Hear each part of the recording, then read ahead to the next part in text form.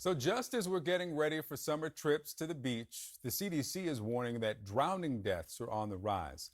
This week, the CDC reported that after 2 decades of declines, the number of drowning deaths overall is up 15%. Listen to this. 15% of adults admit that they don't know how to swim, but for Black adults, it's 37%.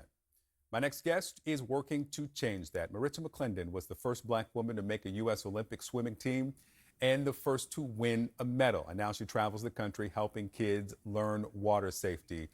Good to have you. Otherwise, you would be here in Atlanta, but you're in Houston because of a swim clinic. I appreciate you waking up early to be with me. We also learned this from the CDC, that over the 2-year period that they studied, the most recent one, among Black people, drowning rates increased 28%. Why is this happening? Why are numbers going in the wrong direction here?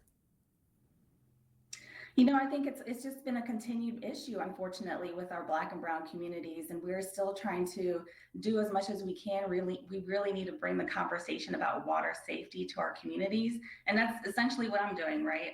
In 2004, when I made the Olympic team, I was the first Black female to make the U.S. Olympic swim team, and ever since then, it has been my mission to continue to bring that conversation to the community. I don't think Black people really talk about how much we need to know how to swim and learn how to swim. When you hear those statistics, it's unfortunately very, very alarming. So we really have to do something about that.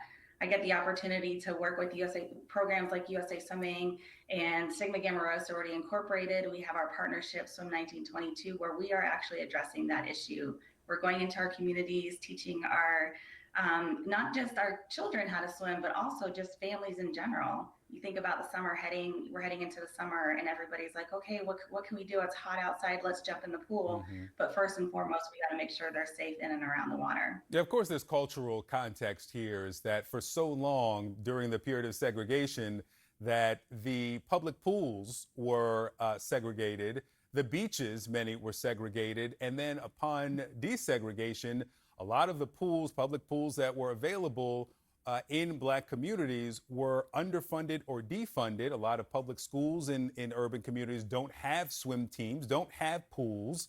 And then we went through the pandemic where, like with so many industries, there weren't a lot of lifeguards or coaches available. So we saw some numbers increase. I wonder, though, for teaching communities of color to swim, are there such things as culturally conscious swim classes, or is it like a driving course? Like, this is the way you drive, this is what all the things are in the car, let's go. No, I always say swimming, it's not a one shoe fits all, right? It's like with a lot of different situations, we really have to take the time to understand why somebody is fearful of the water, why they haven't started swimming, and kind of talk through that situation. So I always tell people, take swim lessons and learn how to swim at your own pace.